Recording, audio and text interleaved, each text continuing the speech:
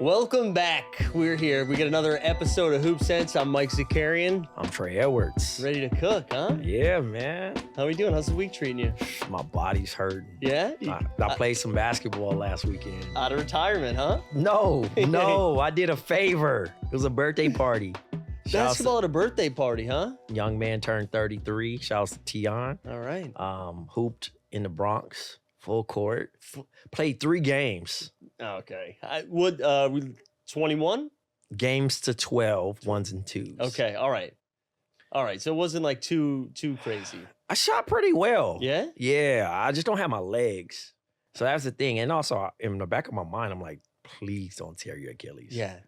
Like, don't tear your Achilles. That's all I ask, Trey. Yeah. You got shit to do. Well, that will affect you for a long time. Yes. That is my biggest fear anytime I'm literally doing anything now is that it's not the injury itself, but it's how like the next 6 months are going to go where it's like I'm on a crutch walking my dog. Just look me right in the camera. You got stuff to do. Yeah, you got stuff to do. But I did see you. I saw you talk. I saw you tweet about playing ball, and I was ready to get like the full on recruitment process to get you in that 40 and over league. If they let me just shoot threes in the corner, I ain't gotta play the other end.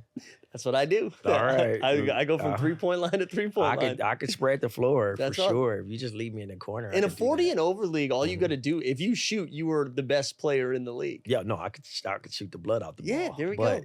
At the end of the day, I can't defend. I can't do nothing else at this point. I am too nervous. Yeah. I can't do it. The side-to-sides are scary. This is like an AARP podcast right now. For sure, man. Anything like, all the accessories that get your body together, listen, we are here. We could be your proud sponsor. Yeah, I'm looking for like a BioFreeze sponsorship, something like that. Some sort of brand deal. Yeah. That stuff's great. You rub it on your back before you get going. Mm-hmm. You smell like menthol and you go run around and play basketball. Yeah, Tiger Balm. Yeah, Tiger Balm will do that. You be the first person endorsed by Tiger Balm. Yeah. Shaq, dude? Probably. Okay. I mean, yeah, I don't think we could be the first of anything because of Shaq. That's fair. Yeah, maybe some inserts. I would take some inserts too. Man, speaking of retiring, Diana Taurasi. Dude. What a legend. The GOAT, huh? I know. My favorite. It's not my GOAT. No, okay. Who's your GOAT? My GOAT is Maya Moore. Maya Moore, okay. Yeah. Or Cynthia Cooper. Yeah, Cynthia Cooper's up there. Candace. I don't got Candace in my GOAT. No? I respect her, though. All right. DT, I think... Listen, that's the crazy thing about the WNBA, right? The WNBA gives you, like, these super... We never complain about the super teams in WNBA. No. Like, it'd be like 6... Like, it was one situation where I think, like, 10 All-Americans played together. Yeah. In the WNBA on a roster, right? And most of the WNBA is outside of international players are All-Americans, right? Teams be crazy stacked, the trades be kind of crazy, the signings be crazy. We never complain, right? Yeah. But when you think about credentials, you say GOAT, there's so many people you could kind of put their resume up against, like the Lisa Leslie's, the Cheryl Millers of the world, the Maya Moore, the Diana Taurasi's, Breonna Stewart's, the Asia Wilsons. Yeah, I mean, Asia's Sue Bird. Asia's putting together a resume. Like, insane. These women are so talented and so extremely good to a point where, like, any given night, you know what I mean? It's just your personal preference and debatable. I do think one of the fun things about DT retiring is just seeing some of the quotes from over the years come out. And there was some great stuff about like a back and forth she had with Draymond. Yeah. Just like incredible swag. Oh, talking about he was never going to never know what it experienced to be double teamed. Yeah. What a legend. To have that in your back pocket as trash talk is legendary stuff. So it is what it is, man. Good run. Man, so we're moving into award conversations, right? We're halfway into the season. We got a good bulk of the games going. My question, Cade Cunningham's been playing like a madman, and we're going to talk about him a little later, but should number 1 picks be able to win most improved? No, I mean, I think the only time it can happen is if we're like 8 years into the career. Really? You know what I mean? Like if they, maybe they didn't live up to expectation and then 6, 7, 8 years down the line, all of a sudden they like put it together. Now, technically, if your stats do increase, you have improved. Yeah. It's still open, But what type of leap do you have to make it truly improved? I think, like, for me, the way I interpret the award, and I don't have a vote, so it doesn't matter, but, like, I think about somebody like DeAndre Hunter, who Fair. didn't really put it together, had some, like, good moments, but didn't really put it together. And then this year, put together, like, a legit 6 Man of the Year candidate. Mm-hmm. That's somebody I think of most improved. Like, when Ja Morant won it a couple of years ago in his second year, like, no shit, he got a little bit better from year 1 to year 2. Yeah, you're going to get that type of leap. Yeah. I think third-year players should be... No, if you're a lottery pick, you cannot be a most improved player. Yeah, like, because what Cade is doing is nuts right now, and he should be awarded. No, he's an MVP candidate. Exactly. That's enough. Yeah, you don't need to be like, oh, also Pat. Because I tell you what, Cade's not going to be like, hell yeah, most improved. Like, he's not going to be pumped for that. No. It should be awarding those guys who, like, fringe guys that really took a jump, I think. Yeah, no, for sure. Wemby's out for the season. Yeah, what a bummer. That sucked. Right? That was a scary one, too. And that felt like it kind of came out of nowhere. Yeah. You know, when I remember when they saw the news that he was, like, doubtful for the upcoming game. And I was like, oh, okay, maybe they're just, like, resting him a little bit. And then for it to be that, it sounds like they feel confident he's going to be okay for the upcoming season. But that's a scary one. Yeah, you got to pay attention to those type of things. But you got Wemby, you got Greg Popovich out. I know. You know, the Spurs are a different look. I don't even know if we want them on TV. No. Crazy stat. De'Aaron Fox has played 8 games as a San Antonio Spur, and they haven't been home games. Oh, wow. They've been on the road that whole time. They've been on the road that whole time. Wow. Which is insane. I did not know that. I thought you were about to tell me they hadn't won yet either, because it feels like they have been stacking up some L's too. I'm pretty sure. It should be Chris Paul buyout season. I would think so. Or, like, I'm sure they're looking ahead now, just being like, let's get that lottery pick. Yeah. They got Atlanta's pick too, so now all of a sudden they're looking at Chris Paul probably don't want to dip, but no. I mean, at this point, go play, brother. Go play somewhere. Yeah. Now that Wemby's out, we have some defensive player of the year favorites. Evan Mobley, Jaren Jackson Jr., Dyson Daniels. Who's your pick? I like the idea of Dyson Daniels. I do. I feel like he is a ball hawk. He's somebody that slows down whoever their best perimeter guy is. He's like long, wiry. Like he had that stretch of, I think it was like 5+ steals for like 4 or 5 consecutive games early on in the season. So I really like him, but like, let's be real, it's probably not going to go to a guard. Yeah. I think Marcus Smart was the last guard to get it in like the last 25 years. You just never know. Yeah. I mean, I like what Dyson Daniels is doing. He's fully committed. He's got the cosign for most perimeter guys that he's, faced. But Evan Mobley, the Cavs are rolling. They beat my Orlando Magic to a bloody pulp last night. They just don't play close games. Yeah. Like they beat the crap out of everybody. I wish they won by 40, I think, last night. Yeah. Yeah, Mobley makes the most sense. I feel like Mobley or Jaren Jackson Jr. It probably comes down to either of those guys. But man, Memphis, like I know Triple J is nice defensively, but Memphis doesn't really play defense either. They play like pedal to the floor as fast as they can. So I like the Mobley call. I think I would root for Daniels, but I'd be fine if Mobley got it. Yeah, we will see. I mean, that's the thing. I'm not really pressed. No. I think it's just a cool opportunity. Yeah. And just a nod to those guys and the work that they're putting in this season.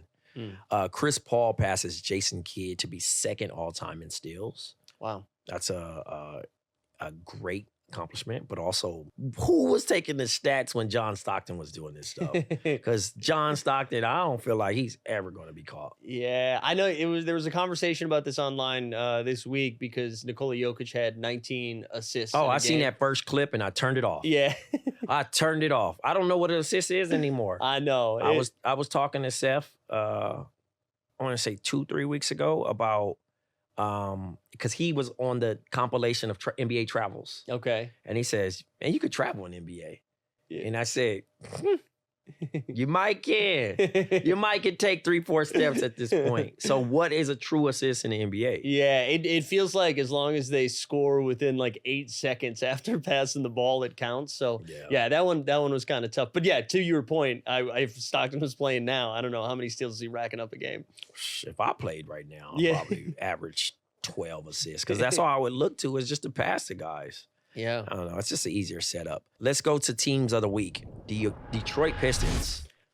Back-to-back teams of the week, by the way. Yeah. Winners of 7 in a row. Now 8-2 in their last 10. Cade Cunningham, MVP candidate. The Pistons are currently in 6th in the East. And then they're a game behind the Bucks and 1 game behind the Knicks. Yeah, they're right there. So let me ask you this. Do you think, like, is this just a nice story? Pistons making a good run, little taste of the playoffs, excuse me. Do you think they have a shot? Because, like, right now, the 3 through 6, I don't know what order it's going to be, but it's basically Knicks, Bucks, Pacers, and Pistons. Mm-hmm. You taking Detroit in a 7-game series against any of those? Like, do they have an actual shot there? They're pesty. Yeah. They remind me of the Orlando team that made the playoffs. Mm-hmm. Like, they're new here. And they still got some growing pains to do, but, like, it's a cool story. Yeah. You know, JB coming in there, turning the whole program around, and then also just Cade Cunningham looking like a player that, you know, some people always bought the stock for. You know what I mean? I was out for a little bit. I'm not going to lie. Like, I want to say year 2. So he's won me over, and I respect him so much. Like, yeah, he's only going to continue to get better. Yeah. Yeah, I was trying to think, like, what levers they have to push, like, if you get into a playoff series, like a Sar Thompson who's had a really solid year but isn't really playing full minutes, like maybe all of a sudden he can play 35 minutes a game. I don't know. I feel like they're probably the least scary, I don't know if that's the right word, of those 4 teams, but like you said, awesome story. Like, it's just been cool to see them play competitive basketball, and Cade's been awesome. Yeah, I mean, they're just the team to watch, too. The Los Angeles Lakers. Welcome back, Luka. Big win against the Nuggets. And then he finally got to face off against the Dallas Mavericks last night. Got the win. I know he's feeling better. He said he can finally sleep. Yeah. And I'm pretty sure he was up all night, anxious to play against his former team. Does this change how you view the ceiling as a playoff team for the Lakers after beating the Nuggets? Yeah, that's what I'm wondering. Like, it's a regular season game, though. Like, I don't. Right. But, like, I'm thinking, as I was rewatching some of the fourth quarter, because as a 40-year-old, I fell asleep in the fourth quarter. Understood. Because it was like midnight. Yeah. Like, if they are in a close game in the fourth quarter, can they lose? I mean, I know they can lose, but they get LeBron and Luka, and if it's a close game in the fourth quarter, that's just like 2, like, surgeons out there offensively, anyways, not necessarily defensively. Like I said, it's hard to gauge it because, again, in a certain situation, we're still waiting on Luka to be like Luka. Yeah, full go. I mean, he's not averaging over 19 points. Yeah, as a Laker. Right. Yeah, he's only had the game against Denver, went nuts, and then had a good game last night, but not shooting the ball. Yeah, no, he did all the other things. You know what I mean? He did what it took to win, and it still was a close game. It wasn't like, oh, they like dismantled them. You know what I mean? To a point where it's to that level. But the duel, LeBron is averaging 24 points per game, 8 rebounds, 6.8 assists, and Luka is averaging 19 points, 9 rebounds, 7 assists per game. Do we have a nickname for this duel? Oh, a nickname for LeBron and Luka? Yeah. Oh man, I don't have one off the top of my head. Do you have one loaded? No, I don't want to give him a nickname. I think it's gonna be super cheesy, but Dave McMenamin had one. I think it was called something with, like, the names were combined.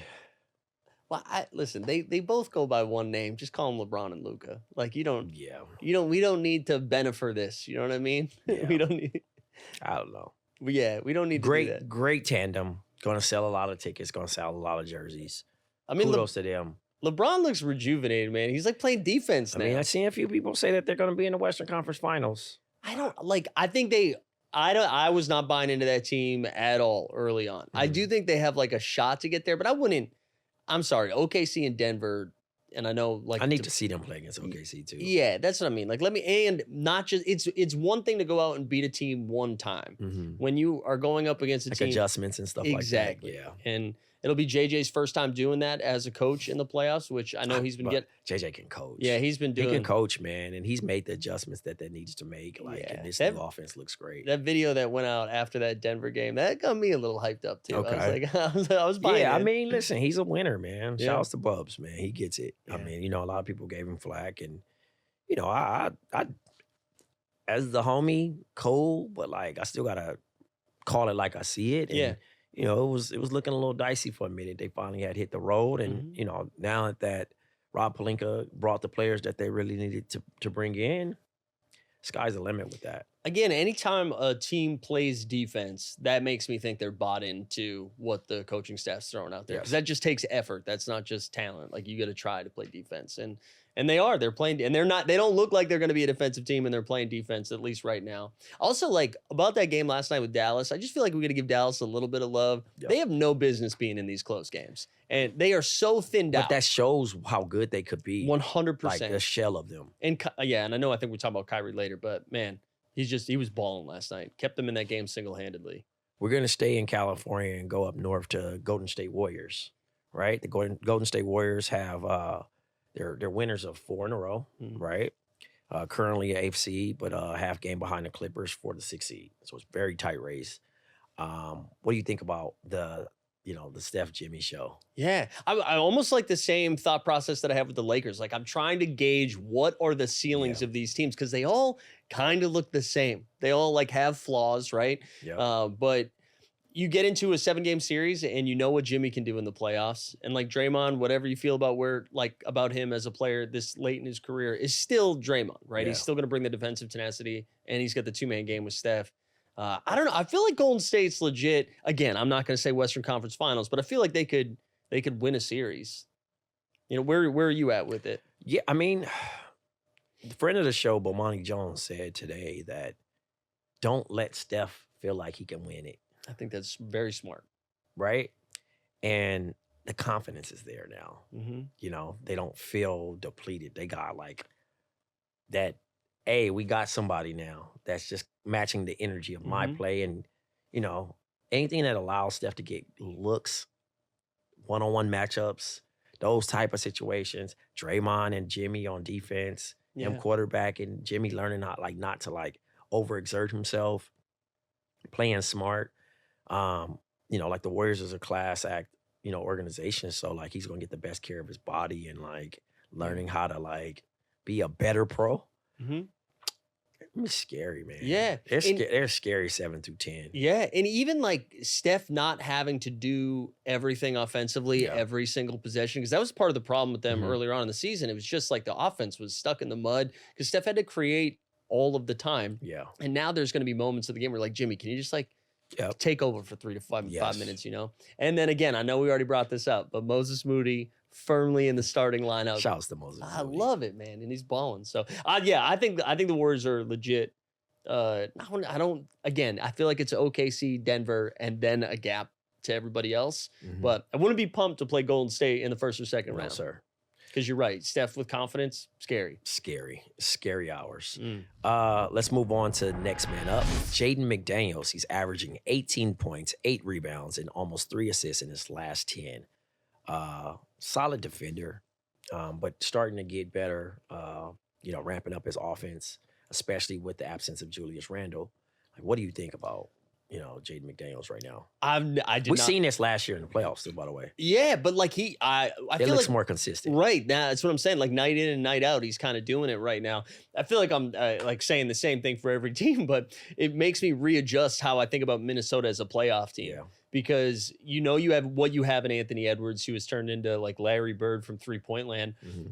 But now with Randall missing time, it forced some other guys to step up. I know we're going to talk about another Timberwolf in a little bit later, but if McDaniels can really do it on both ends, I don't know. And I mean, Naz Reid has been popping off a little bit more lately too with no Rudy Gobert. I just think McDaniels is kind of like the skeleton key for this Minnesota team, where if you have a really talented offensive wing, we're like, well, here you go.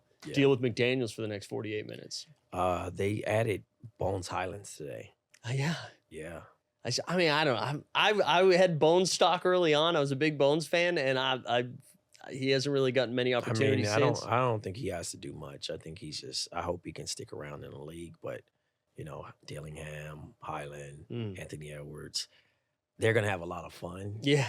And, I don't know. I mean, hopefully we get some blowout Bones minutes. Yeah, blowout Bones. Blowout Bones minutes. That's all we really want as fans. We want to just see him just casually turn the ball over, but then also give us some breakout 12-point microwave stuff. Yeah, could probably be a nice energy guy for them. Yeah, do something wild every once in a while. Yeah. Speaking of staying with the Minnesota Timberwolves, Terrence Shannon Jr., 17 points, 10 rebounds, major in that win. You know what I mean? Like plus 12.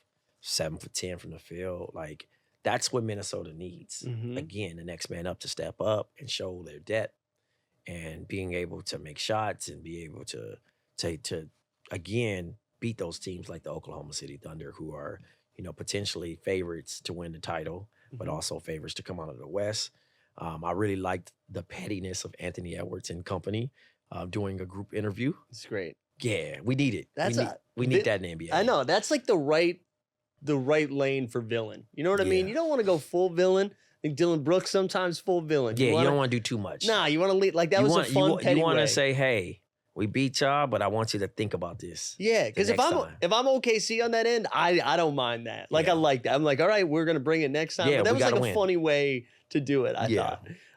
This is similar to Memphis Grizzlies last year, right? Like, I think these injuries to Randall, DiVincenzo, Rudy missing time, like, it almost is a blessing in disguise when guys like this are able to pop off a little bit, Yeah. like Terrence Shannon Jr. and Jaden McDaniels. And like, when you get to the playoff time, Terrence, we don't need you to do this Mhm. every game, but knowing we have that in our back pocket, like at some point he could go for like 18 and 12 or whatever in a playoff game.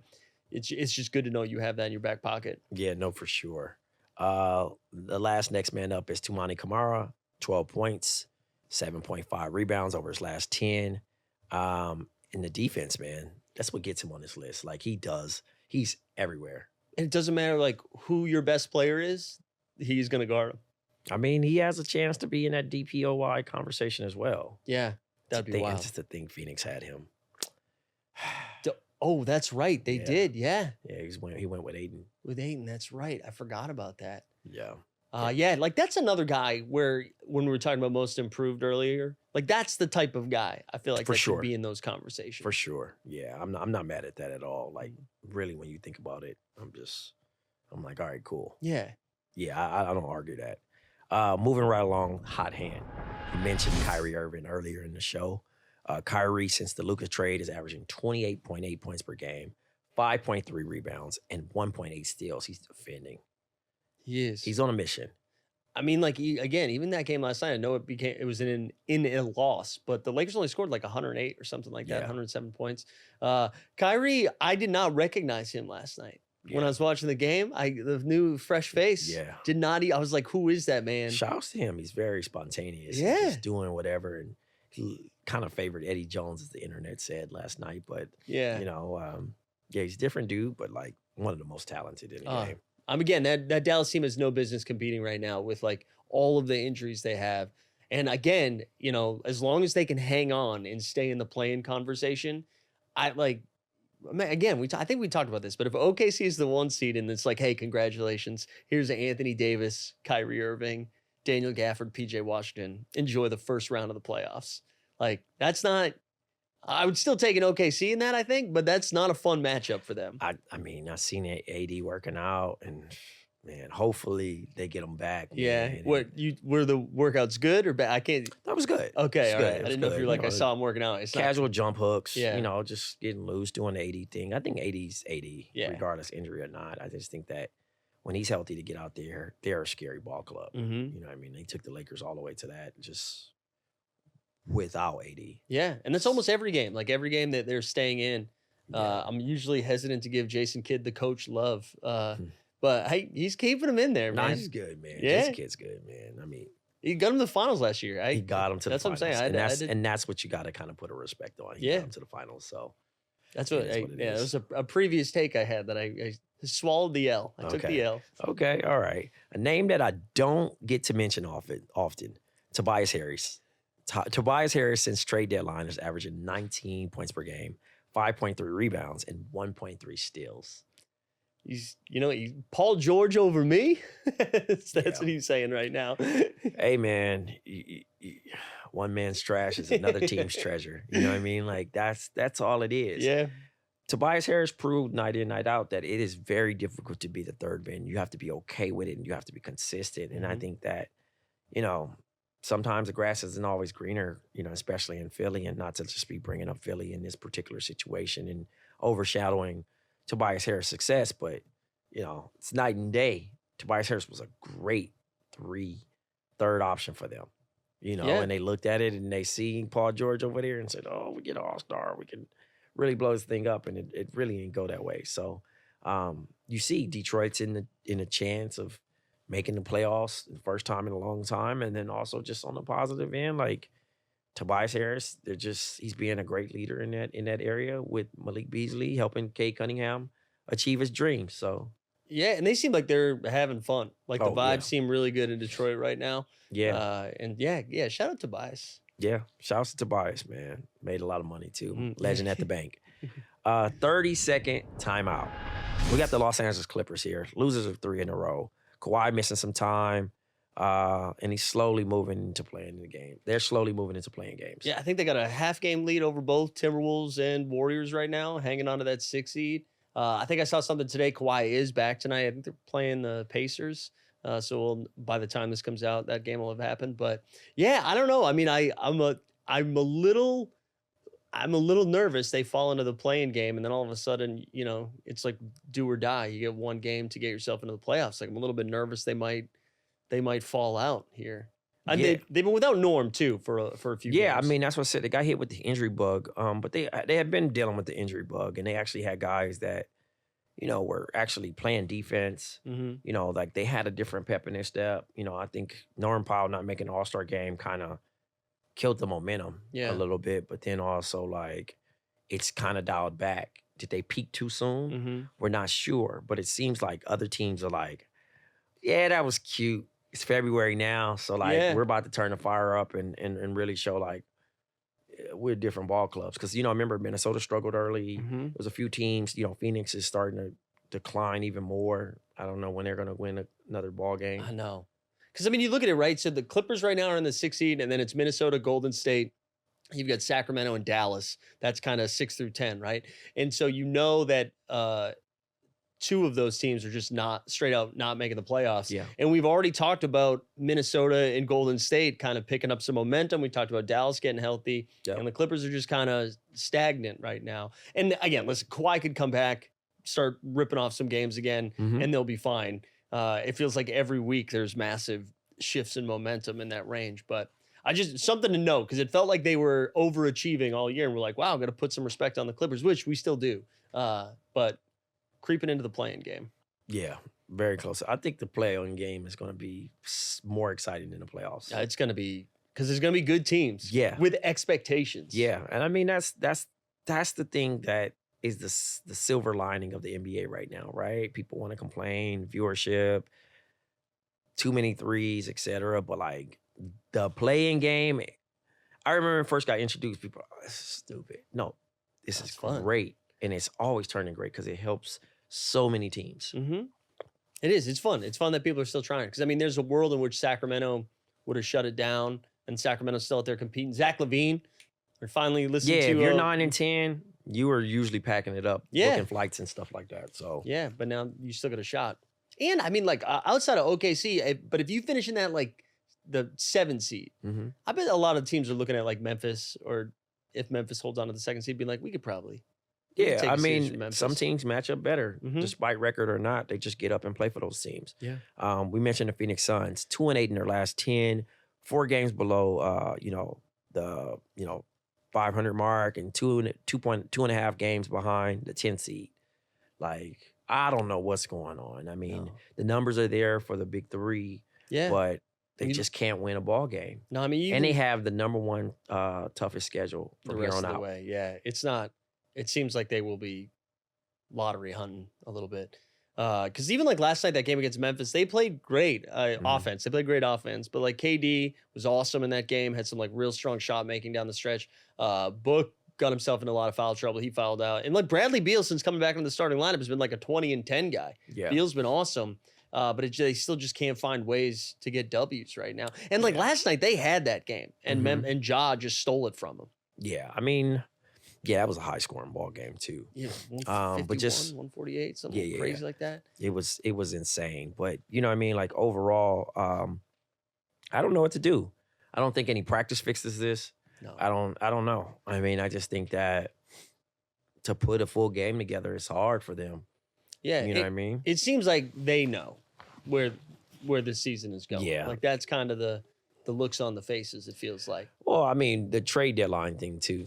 I think that was just probably It's reckless. the biggest hiccup of all because, you know, KD's still going to be a pro. You got the fans turning on him. You seen that thing?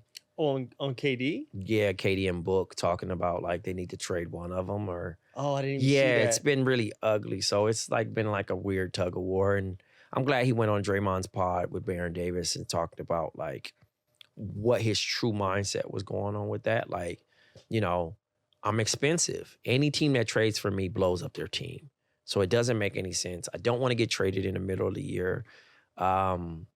Yeah, and he's committed to his coaches and his teammates. So at the end of the day, despite however the outcome is, he's going to be a professional and show up and play. I think if you are a Phoenix fan and you are upset with KD, that's crazy. But you know, you get those people reminiscing on the finals run and stuff like that. But like, nothing. Those things don't last. Well, yeah, to me, that's just like misdirected anger. Yeah. Like KD's going out there and playing his ass off every night. I mean, you could look to the front office, you could look to ownership, like the actual decision makers. But for you to be mad that KD was like, no, I don't want to get traded from your team midseason, like, come on, man, what are we doing? Yeah, I mean, especially it's hard to get players to come play for you. Yeah. And the fact that he actually wants to be in Phoenix, I don't know. I don't even know how to explain that. I mean, I've seen some talks of potentially trying to get Bob Myers over there. Yeah. You know what I mean? I would hate to see that with James Jones over there, you know what I mean? But I also think that Mike Budenholzer was not the guy for the job. Yeah, I think it hasn't been great. No, it hasn't been great. It hasn't been great. But I think too, like the roster construction, you just kind of like it's almost like you're trying to sit on a chair that has like one leg on it right now, right? Because when we like forfeit a lot of our draft assets and draft capital, we move off a lot of different players, and you bring in guys like Tyus Jones, which again, Tyus Jones, true professional. But now you're looking at, we're like, wow, we need Nick Richards. We talked about him before to be a starting center and play like 30 minutes a game, and that's not going to get it done. I don't think. Bol's been nice, but again, he's been nice on a team that's not winning a lot of games. Yeah. You know? Yeah, maybe the numbers are different if they're actually winning ball games. Right, exactly. Speaking of like, probably not the guy for the job, Nick Nurse. Yeah, that seems to have run its course, man. It's run its course. And then also like, you know, you mentioned it's evergreen, losers of 8 in a row. The tank is parallel parking at this point. You know what I mean? They're considering shutting down Embiid finally. Yeah. Well, why are we still considering it? Like, just do it. Yeah, I mean, I've seen people say that he probably won't return to that play that he's at, the MVP play and the health thing. And I mean, that's always been a knock on him is, could he be available? Right. You know what I mean? I remember the early start of his career saying, could he make it to 50 games? And then he got up and, you know, qualified for actually winning awards. And, you know, he had some great play and he became all-stars and part of the Olympic team and, you know, individually the MVP and, you know, endorsement deals and things of that nature. But like his body is falling apart. They're saying he needs surgery on his hip as well. Oh, just wow. to kind of like it's just a lot of things that's just kind of going on in that situation. And it's unfortunate, man, because they had so much promise with Philly this summer, signing Paul George, and then, you know, the elevation of Tyrese Maxey and then Jared McCain also being the bright spot and him getting hurt. And Embiid, like when he is on, is awesome. Like it's so fun when he was doing that. And now you're watching him play, and it just looks like he's hanging on for dear life. Like that, I keep thinking of that clip from last week where he goes to, I think it was against Brooklyn, maybe he goes to close out on a 3-point shot in the corner, and then just like can't come to a stop and like just goes flying into the stands. And I'm like, if you're trying this hard to beat Brooklyn, I mean, shut it down. Shut it down. Yeah, I mean. Yeah, like you said, just park it. Yeah. Also, one other thing, I know this is a little off topic, but we mentioned Brooklyn. I noticed this morning. So Brooklyn is 7-3 in their last 10, and they've won 21 games total this season. Best defense in this month, too. Yeah. So they've won a third of their games all season in the last 10 games. Yeah. I think they like are legit going to be in the playoffs. But we said like early on when we kicked this thing off that, you know, they play hard, they compete so hard. Yeah. You know what I mean? Like I don't have to rah for them. No. Like, and like every night it's like, oh, D'Lo's out tonight, Cam Johnson's out tonight. But a lot of people thought D'Lo was being brought over there just to kind of drive the tank. Yeah. And it doesn't matter who they throw out. Jalen Wilson, Tyrese Martin, Cam, like whoever they throw out there. And like Cam Thomas hasn't played in like 2 months. Yeah. And they still keep winning. It's crazy. And what if they actually get number 1 pick? I know. That would be great. That would be. That would be definitely great.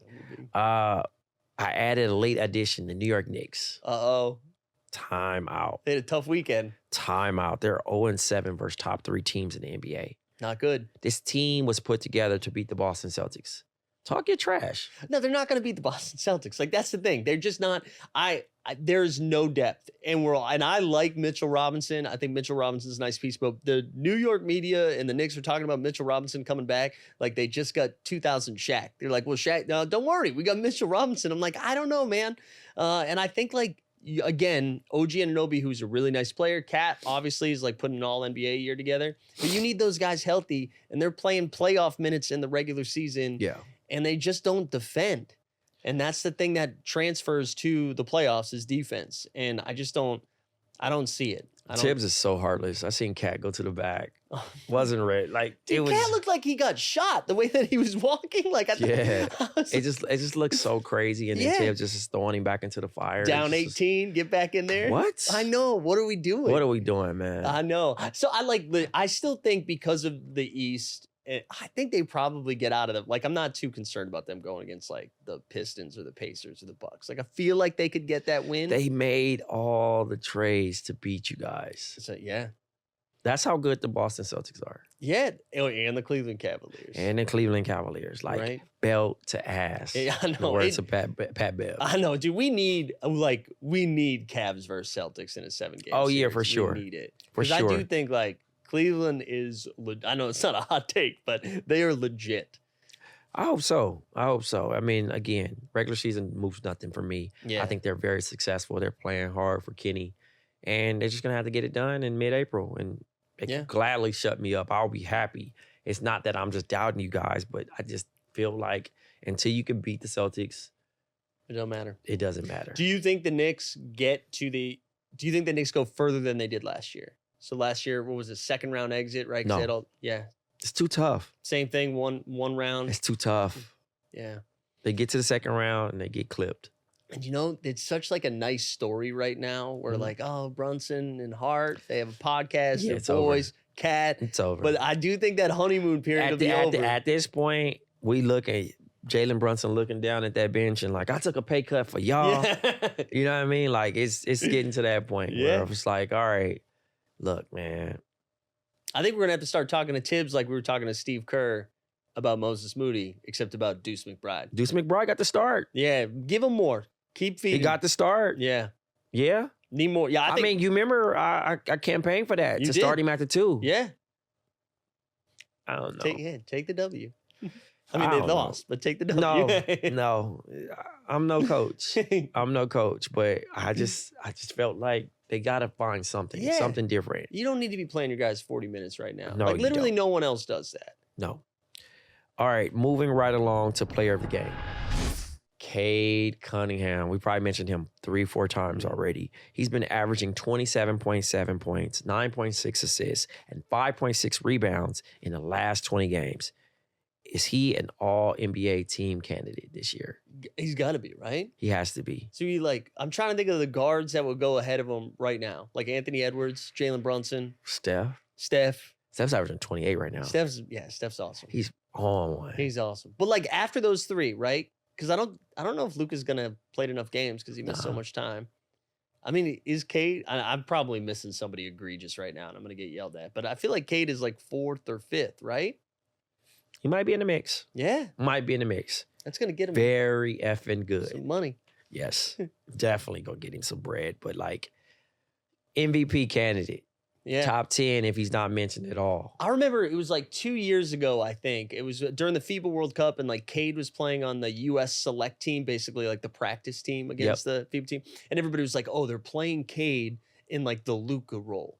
Like, and I got so excited. I was like, oh, let's go. I'm ready for Cade this coming year. And then he was like hurt and he wasn't very good last year. Yeah. And we're seeing Well, that was the thing. I think that was the personal knock on me as me not like feeling him because he just was he was hurt. Yeah. You know what I mean? I think he was just dealing with the whole taking care of his body and things of that nature. But I got a chance to watch him last year against the Knicks, the game where the Knicks should have lost. But he was just exceptional. Yeah. He was killing Brunson, killing Josh Hart. Like, they couldn't do nothing with him. So I seen the momentum of where it was going. Yeah, I'm excited to see him play Boston tonight because I do think that'll be a fun test for them with Drew Holiday and Derek White. And he's just so much bigger than those guys that I think he should still be able to get his. I like big guards. Yeah. Him and Shea. Yeah. Like, they're just hard to, how do you defend them? You know, especially when they still have the court vision to move the ball. Like, yep. How do you defend that? Yeah. Also mentioned Trae Young. 31.8 points per game, 11.5 assists per game, and also top 2 in points and assists. Wow. Balling. Yeah, he is. They might not be winning games. He should have been an all-star from the jump, by the way. Yeah. Shouldn't have been a shoe-in. Shouldn't have been a sub. Yeah, I agree. But they might not be winning games, but they're really fun. Like, that's a fun team to watch at this point, I'm not even talking about. He's just playing individually that better than a lot of people. And you got to respect it. Speaking of assists, who was it? Oh, Isaiah Collier. Oh yeah, his dime numbers are nuts. It's what's he like? I think he's like 8 a game or something like that. He's leading the league too. Yeah, that's crazy. So crazy. It's crazy because I don't know how many people are watching those Utah games, so I don't even know. No one's watching those Utah games. You mean you're telling somebody on the East Coast to stay up and watch a Utah Jazz game? It's tough. I've tried. I've tried a couple of times. I watch them. Yeah, that's why I know. It's tough. But I feel like they're always playing Portland too. Basketball junk. It's like always. They're the only team to play Portland 13 times. Yeah, it's like every time I tune in, I'm like, here we go. Simons against Keontae George. Also, Keontae George had 30 off the bench. Dude, Keontae, I'm telling you, Keontae was watching, studying Jordan Clarkson and Colin Sexton tape, and he's like, I can do this. I'm shocked that the Utah Jazz still have Jordan Clarkson. I know. I don't know what it is, because I feel like teams would have wanted him. I don't know if he was hurt heading into the deadline, and maybe that was why, but I have no idea. They got a lot of guys on that team. None of them play. They sit everybody all the time, but they got a lot of guys over there. Yeah, no, for sure. It is time for Trey's Magic Minute. This is pretty subdued. That was a pretty subdued intro to the Magic Minute. It hasn't been great, man. No. It hasn't been great, man. 5-5 last 10. We deeply miss Jalen Suggs. Like, I'm still kicking myself for the Magic not making a move during the deadline just to get an emergency point guard. Yeah, just to like float above water a little bit. Lost Cole Anthony last night to a hyperextension left knee. And the Magic's offense is so bad. It just is. It's like moving in the mud. It's atrocious. Like, I don't want to see any national TV games right now. They're not fun. I mean, even when they play high-scoring offensive teams, like, you'd be like, oh, you're playing Atlanta. This should be like a barn burner. They still no. It's because they play good defense, but they can't score. It's just like slow. It's tough to watch. It is. And I saw today, Suggs still no timetable to return. No timetable. It looked like he was getting close. Like, I thought he was going to be back this week. And then no timetable. What? Let's just bring Isaiah Thomas in. You don't have to tell Isaiah Thomas that, man. He's ready. He's ready. He's cooking in Salt Lake City. I love Isaiah Thomas. I love him too. Shout outs to the bro. He's doing his thing, man. I mean, at this point, why not? Why not? I am glad he stopped tweeting asking to come back to all the teams. So that was starting to hurt my heart a little bit. I mean, like 2 years ago, but he got signed. He did get signed. So maybe got signed. You gotta ask for what he's you a motivational person when you come to that and you think about, because like no matter what people think and no matter what people say, it has to be inspiring to still be able to play at a high level. Mm-hmm.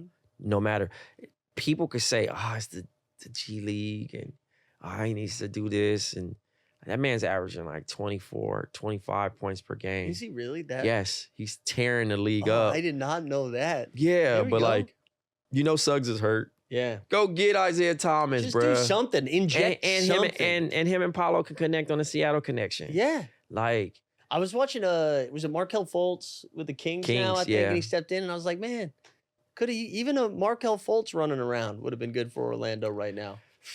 Took him for granted. I know. Took him for granted. I'm glad he's back in the league. I root for Fultz. Paulo had a quote saying, there's nothing that we can do in practice to do that's going to change what just happened after the 40-point loss. Yeah. I mean, there's no adjustment that fixed 40. That's a tough You don't come in, you don't run sprinters, you don't shoot an extra 1,000 shots. It just doesn't happen. It's effort. And his team looks very depleted. Yeah. I mean, that must be like emotionally and mentally devastating, not just the 40-point loss, but to like see what you were doing. Yep. And then to just run into shit luck, right? Everybody getting hurt. And then you still are able to like, oh man, we finally got Paolo back. We got Franz back. Let's go on a run. And then you actually go the other direction. Yeah. It must be like really hard mentally to like get over that hump. Yeah. I mean, again, I don't know. I still like Coach Mosley. I think it's just all effort from the guys and also just playing collective basketball. Like Franz is still scoring. Paolo's still scoring. They need shooting, even with Paolo, like, I guess it's easier from the couch, no pun, but thinking about as much as he settles for jump shots and like his body, like not using his body the right way of like getting to the line a little bit more. He's too big. Like he's too big not to be utilizing that. And I wonder too, maybe like health-wise. Like he's shooting 30-something from the mid. Yeah. Like that's not a high percentage to be, settling. Like you gotta find different ways to score. And he's so talented. And like, I see so many flashes as a point forward and the strengths of like what he can do and take this team to another level. And right now they're just not doing it. And then obviously Franz is trying to do the same thing. And they're just a young team trying to figure it out. And then I publicly tweeted about Wendell Carter. Yeah. Like, enough's enough. I've seen enough threes. I don't want to see any more threes from him. Yeah. Also, I felt like Goga was having a really nice run early on, and then they've kind of just like gone away from that. I think they're missing Mo Wagner too, man. They're just missing anybody that can stretch the floor again, a little bit. It's not the same. They're dealing with injuries, but no excuses. They were winning with injuries. That's true. So it's just kind of like whatever it was. I don't know what switch to flip. Yeah, it's just a lot, man, to even really lock in on that. Yeah, I don't know what the answers are outside of getting healthy, but they just need to, like, the 6th seed is too far away, I think, at this point. Like, I don't think they're catching Detroit, and the rest of the East is so bad anyways. They're kind of, like, locked into that 7-8 spot, so they'll get a shot in the play-in. It's just, now, congrats, you get to play either Boston or Cleveland. Think about that. You win all those games just to go play and get smacked. Yeah. The consolation prize. Yeah. I mean, and maybe that's why some teams are closing the doors up, closing shop up early. Don't waste my time. Just give me the extra time to rest my body. Yeah, that's right. And on that note, this has been another episode of Hoop Sense. Follow us on social media, comment, leave ratings, reviews, all those good things. Blow our YouTube up, hit up Mike, bother him, bother me. We're always welcome for suggestions. Also, send us some recommendations for some guests. See you next time.